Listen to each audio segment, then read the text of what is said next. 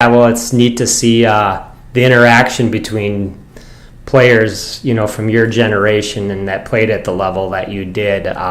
It's remarkable. So it's pretty neat to see, to say the least. Yeah, it never goes away. That's the difference. I don't know. I can't speak to the fact if it would be like that today with the guys players today. A lot of them are married and have families, and they really, once they're off the court isn't even a part of their life. They don't think about it. They don't care about it. I'm sure they go on doing what they do. And it wasn't that we didn't have that in our day. It's just that the bond that kept us all together wasn't just the games. It was the play together afterwards at the parties at all the different beaches, Corona del Mar, Santa Barbara, San Diego, and up here. The commonality was we played together and then we partied together, and that kept the bond. That's what kept the friendship. I don't think the guys today, unless they're good friends starting off, I don't think they have the same thing. I think it's treated differently. Not bad or good, just fact. That's a good point. It's, I guess, kind of sterilized from that standpoint, really. It's, play the match and go home or, get back. And whereas for you guys, you road trip it from the sounds of it. And there was only a handful of tournaments every summer. So you would crash on someone's floor, win a 6-pack or 12-pack of beer or whatever, and then look forward to the after party and having the bragging rights. And that was pretty much the glory of it all, from my understanding. Yeah, a lot of that, and also the fact that the guys we had 15 tournaments a summer, and the thing about the guys today is, like, we would be done finishing volleyball during the tournament, and then we'd go home. Of course, we had our full day weekend tournament, but next Monday, Tuesday through Friday, maybe exception of Friday, we'd all be down playing volleyball again. We'd be down there all day playing to get better because we love the sport as well. It's like Phil Mickelson, when he's out at the tournaments, he goes and plays golf. He loves it. Other guys wouldn't touch it once they're off the course. But most of the golfers love it. The volleyball players in our era, they all played every day, not because there was money involved, but because they liked the sport. That's what I think is different from today. They train hard, but it's more of a career job for them. I don't know whether they're getting paid much or not, but it's just different. It's more of a job. Go there and do it, and when it's gone, you're out of there. Right. So that's different. I know for sure that's similar. I'm not saying it's good or bad. They have probably more going on than a lot of the guys in our day did because they're either sponsored or they've got other kinds of jobs, families to take care of. But it's definitely different. It's not bad or good. Right. Well, I had 5 or 6 questions that we can maybe go through this evening, depending on how much time you've got here, or even if we only... I've got all the time you need. Don't worry about it. I kind of booked off tonight knowing that we've been trying to get this together, so okay. I just came back from a nice massage. I got a glass of wine, and I'm good to go. Can you hear me okay? Because I'm on speaker. Yeah, I sure can. Okay, good. So go ahead. Let's start at the beginning. How did you get your start in the sport, and who made the biggest impact on you as a young, impressionable player growing up? Well, I started the sport kind of ironically different than most. I was a surfer, so I would go down to 42nd Street in El Porto, which wasn't that far from Marine Street, and I would go surfing every day. But the meatball or black ball would go up at 11 o'clock and go back down at 4. So between 11 and 4, unless you wanted to wander down to the very far end of the beach and surf, you couldn't go out in the water with a board. You had to either body surf or lay in the sand or do something. So in the interim of that, this is when I was just a little bit getting out of high school, I think. I would play volleyball on this court, and I didn't know anything. All I could do was serve. And I used to call it the smoker, because I could serve. I could serve an entire game and serve the other team off the court. They weren't that good. We weren't that good. But I could serve a spin serve. Honest to God, we would win 15-0 or sometimes not as much, but nobody ever beat me and my partner because we're not good volleyball players. Bear in mind, we're not good. But I had that one talent. It's like a long drive golfer. He can't play golf, but he can hit the ball a long way. So it's a similar situation. And then from that, I started watching the tournaments in the Manhattan Beach and Open and, stuff like that. And I began to see something that was similar to what I was doing, but really not very close. And then I went to the high school, and my friend that I played with, we started learning how to set. I remember I didn't know anything about setting, so I'd have to set against a wall until I could kind of figure out what it was. And really rudimentary volleyball 101. I really didn't know anything, but I got to understand it. I was a basketball player, and I'm still a surfer, and volleyball wasn't any part of my life. But it started to get a little traction. And I think a lot of it started after '68 when I saw that tournament down in Manhattan Beach where parking lot lights went on to continue the match. It was Rundle, Bergman, Lang, and Von Hagen. I'll never forget that. And it was something that just, once I saw that, I think unknowingly, it kicked off a, wow, that's great. I was always an athlete in a lot of different things, but this thing was really surprising to me because I'd never seen anything like it, and I'm sure a lot of people, all felt the same way. But because of that, I started learning the game a little differently, trying to learn it from the people that knew it. So now I'm off to El Camino College, junior college, and I started learning the sport from other guys that that I didn't even know who these people were, but I started watching, and it's like anything else, Scott. You begin to adapt to things because it's sort of like osmosis. You see what they do, you try to do it, they show you how to do it, and then you just catapult from that point on. So finally, I got pretty decent at two-man volleyball in El Segundo, hitting a rubber ball over a net and trying to bounce it over the fence. That was the whole thing we tried to do. Yeah, we thought that was cool. But we could play volleyball. I mean, it was good volleyball, defense and everything. So I took that to El Camino and was playing outside, and one day a guy named Ray Del Francia, probably about 5'5", 5'7" at the most, he caught me and said, "Hey, you can play the game. Would you like to play in a tournament?" And I said, "Well, what are the tournaments?" I had nothing. I knew nothing. He goes, "Well, there's a B tournament we can go play in. We're all Bs." So I said, "Yeah, it sounds good." Long story short, I won't make it long. I went down and played it, and we won the tournament. I thought that was great. And he said, "Now you're single A." And I go, "Oh, okay, good." Now I learned about the different levels. So through that, I went on El Camino's, indoor co-ed team, and we kind of won everything because we had great players. I wasn't one of them, but we had great players. And then I went down and started learning the tournament scene, and I played in a couple single A's, and I landed with this guy, Tom Thompson, I think that was his name, Thompson, I know his last name, and he was an A and I was an A. We hooked up, and lo and behold, we won that tournament. This is like an amazing story that I couldn't even repeat. Right, you won the first two tournaments that you entered yourself into. Not bad.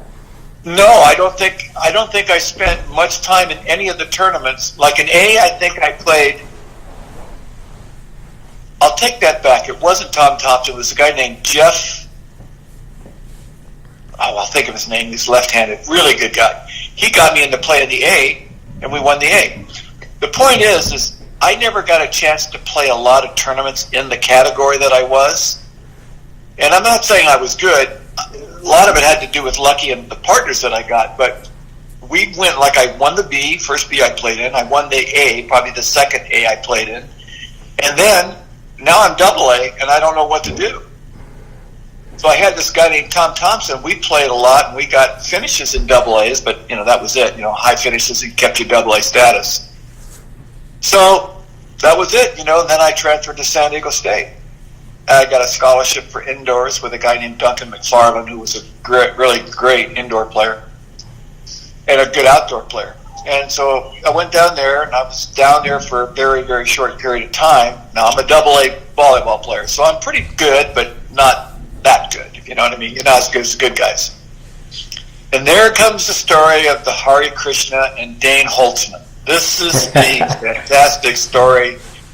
Ron has his opinion the way it went. We're very similar, but the way I remember it is, because I was definitely intimidated, I would guess you would say. So he was going to play with Dane Holtzman, Dane, the night before, turned Hare Krishna, which nobody understood what that was, and he came down and told Ronnie, I can't play. I have to give up all my worldly things. I can't play in tournaments. I'm devoted to Krishna. And Ronnie was like looking at like a rock. His eyes were so big, he couldn't understand, what does that mean? Can't you just play now and go do it later? Oh, well, no, that's not how it works. So, lo and behold, he was seated first. Now he's not playing with anybody. Ron Lang, and I forget who Ron Lang was playing with. I forget. Somebody Brown. But so now they took over first seed. And so Ronnie was looking around calling, you'll laugh at this, he was calling Henry Bergman in Santa Barbara. He was calling John Vallalay in Corona del Mar. And George Stepanoff's running the tournament. He goes, Ron, you do understand that we're going to start the tournament within 30 minutes. Right. These guys couldn't even get in their car and get down here that time. That's what Ronnie was doing. He was so dedicated and so myopic and focused and centralized in what he wanted to do that the rest of it just didn't make sense to him. So, now, on my side of it, I was playing in my first tournament. It was an open with a AA player named Tom Madison. He was from Santa Barbara. So Tom was on his way down in his bus. Found out later that his bus broke down, so he couldn't get down there. So meanwhile, I'm looking around. We can't reach Tom because we didn't have cell phones. Ronnie can't reach anybody. So my friends gather around and they said, why don't you go ask Ron to play? And I go, yeah, why don't you go do that? I'm not going to do that. I did. I said, no, I'm not. Are you kidding? I mean, we're not, I don't know what I said, but it was probably to the tune of, we're not in the same planetary system. Why would I go do that? And then Ron got the word. And so the word started going around. I think George Stepanoff actually was the instigator because he said, why don't you go ask Ron to play? And I said, George, I can't do that, you know. So George went to Ron and said, you know, there's a good player over here that doesn't have a partner. He gave my name because George saw me play down there all the time in Ocean Beach. So Ron came over with his entourage, and my version is he came over and he said, hey, my name is Ron Von Hagen. And I said, oh, yeah, I'm very clear on who you are. Right. I guess you heard the story. I said, yeah, I did. I said, that's unfortunate. I know. He said, well, I understand your partner hasn't showed. I said, no. He said, what happened? I said, I have no idea. I don't know where he is. He's coming from Santa Barbara, but he's not here. And his words were very deep in my mind. I never forgot this. He said, okay, well, would you like to play? And I said, absolutely. I said, but I am, you know, I'm a AA player. He goes, don't worry about that. And he said, what side do you play? And I said, well, I play left. And he goes, well, I play left. And he says, it's probably better that you play the right. And I said, no problem. I'll play whatever position you don't want to play. I'm good with that. And he said, now, if your partner shows up, you're going to be playing with your partner. I want you to keep the dedication. And I said, absolutely, no problem. Wow. And I kind of looked at, no, he was that's the way he was. He would not have played. He was dead serious. I knew that just from listening to the way he talked. It wasn't lip service with him, is what you're saying. It's what? It wasn't lip service with him, is what you're saying. No. Ron Von Hagen didn't give anything remotely close to lip service. When he talked, I didn't even know him that well, but when he talked, I was very clear that he was talking straight language. You didn't have to decipher much. So I said, okay, I agree. And then I looked at George. I said, George, get this tournament going ASAP. I've got one chance in a million here. So George got the tournament going. We got into second seed, which, of course, we probably didn't deserve. And I don't remember all the games, but I was playing right side, and all the teams would block because they knew I wasn't on my side. And actually, I must have played pretty good because I hit past the block, and we won, and we came to the finals of the winners bracket. Oh, no, I'm sorry. We came to the semifinals. We're in fifth place. If you win this, you go to the finals of the winners. But if you win the semis, you automatically get AAA. And in our era, you got to realize winning a tournament for money wasn't anything. You had to get AAA, which was the best it was. Right. That's how we focused. So we were playing against Gene Pfluger. None of these names will make sense to anybody but the people that know. And I forget who his partner was. But anyways, we were playing them. And we had a good match going. And then we were point game, and Gene went up and hit the ball out. And the minute that ball hit the outside, I jumped up and down. I'm AAA, I'm AAA, I'm AAA. I must have looked like a complete fool. Really, I must have looked like a little kid. It meant a lot to me. And I looked at Ron, I go, I'm AAA, and he goes, okay, let's relax here now. We've got a job to do here. We've got to win this game. Coming up, the finals and winners bracket, we're going to win this tournament. He couldn't give a rat butt about being AAA. He was AAA times 20. And he goes, we got to win the tournament. So, I'm in euphoria land. I'm not even saying, I'm just happy that I got where I got. Wasn't thinking about winning the tournament. Didn't even cross my mind. Just the fact that I was where I didn't even know I could ever get. And the only way I got there was with the best player on the beach. It was truly an anomaly. The planets lined up right. I got the right option. He asked, or I asked. He thinks I asked. I don't think I would do that. I'm pretty sure I wouldn't do that. I didn't have the guts to do that. But anyways, we played. Now we're going to the finals and winners bracket. And during the course of playing with him, it dawned on me, because I was paying attention as I'm playing, but I'm almost out of body watching this guy who's the legend, who I'm playing with, and I kind of watch to see, why is this guy so good? I mean, if you follow what I'm saying, is I'm enjoying what I'm doing, but I'm also paying attention is, how does this guy, why is he so good? Well, let me see what he's doing. And it got to me. The guy was as quick as anybody I've ever seen. When the ball would go to a place where I thought nobody else would get it, he was there in a heartbeat. I mean, he got the balls that I'm there standing, watching, figuring it's down. He goes and gets it. And 2 or 3 times, I didn't even get over there in time, because I wasn't aware that he could even get the ball. This is God's truth. And I'm going, whoa, I better wake up. This guy's like a cheetah. And he also had this other philosophy. This is what changed my life in volleyball. I will say this for sure, and above anything else. When I got hit balls at me and I didn't dig him, I go, I'm sorry, Ron, I didn't dig it. He goes, hey, this ball goes down. Never forget it. His words were, this ball goes down. I go, what do you mean? He goes, don't worry about digging. Don't worry about the defense. When they serve you, this ball goes down. We side out, we side out, we side out. That was his philosophy. As simple as apple pie. He didn't care if you dug. You're eventually going to get one up. But sooner or later, if you keep servicing them, returning the serve and putting the ball down, eventually you're going to outlast him. And that's what he did best. He constantly made sure he put the ball down on a side out and got the ball back, and eventually he just wore the other team down. It's just that simple. And I watched and I go, oh, I get this. Now, for me, putting the ball down wasn't as easy as it was for him, maybe, but I understood his philosophy. It didn't matter if you dug the ball. Sooner or later, you're going to get 1 or 2. But putting the ball down. And to the day after, when I finally got to a level where I thought I was a good player, I never forgot that. It just resonated. This is why the guy's so good. He's so good, so athletic, so in consistent shape that he didn't care about defense. He said, eventually we'll get him, but let's just make sure that we side out. That's all we got to do. So, being a little on the naive side, I was a little bit ahead of myself thinking, God, we could actually win this tournament. And the problem with that is I got it a little too soon, paid a little less attention, and we got beat by Lang in the finals of the winners bracket. Oh, it was Bobby Brown? I'll think of it. But anyways, so we lost, and we went to the semifinals of the tournament, and we lost there too. So we ended up with 3rd.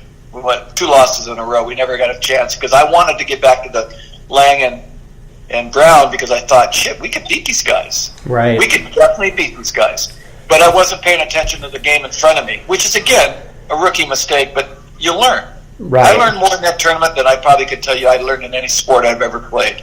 I got a real quick dose of what you do and what you don't do. Fortunately, I remembered. So we're done. We're good. Ronnie's happy. Not really. I'm happy. He's just 3rd to him was like losing the whole gosh darn thing. And it was just fun. I said, boy, I'm happy, and we got 3rd, and 3rd to him is like we didn't even bother wasting our time talking about 3rd.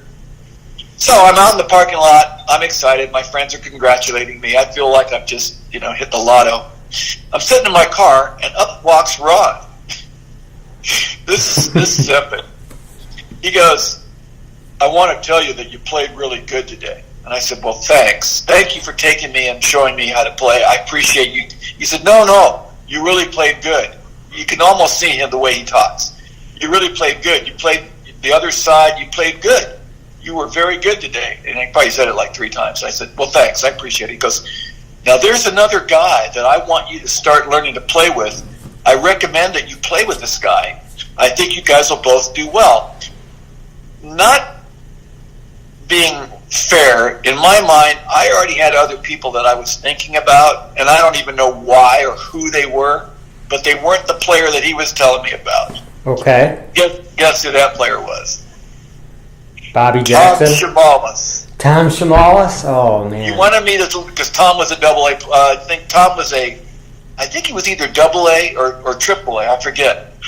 But maybe that's what it was. He wasn't quite triple A yet, and I wasn't interested in playing with a double A player. There goes the stupidity on my part.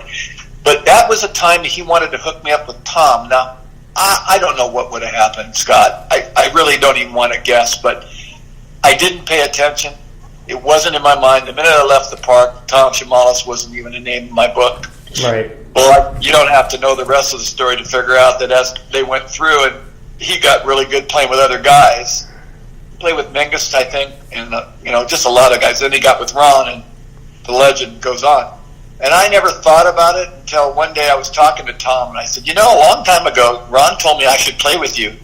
He goes, he did? I don't even think Tom knew about it. And I go, yeah, way back when I got my AAA. And Tommy was a funny guy. He really had a lot of good humor. He was kind of dry, but he had a good sense of humor if you got him a little on the tipsy side. We had a great laugh, but that was probably something that I would have changed, because had I known, who knows, maybe I wouldn't have done it very well, but playing with Tom would have been a treat, because, the story of Tom, he hit the ball as hard as anybody I've ever seen, ever. Right up with him. I've heard. Yeah, we can get to who the best hitters were that you saw back in the day. That's really hard. That's really hard. When we get to that question, I'll give you the ideas, but it's really hard because some guys hit a hard ball, some guys hit a sharp ball, some guys hit it straight down, some guys hit it at you and had velocity and would move up. I mean, there's a lot of guys. I played against most of the good hitters, so I know who they were in my year. But being a great hard hitter wasn't the guy that always won the tournament. The guy that was a smart hitter. Jimmy Mingus wasn't the hardest hitter in the world. He hit it good, but he had shots, and he had deception. And he had the second knowledge of knowing where to go. So Jimmy, his record, he didn't hit the ball as hard as a lot of guys, but he knew what to do with it. So that's how I got into volleyball, and that's how it got to where the level, and then the rest of it was just a great career with a lot of great guys.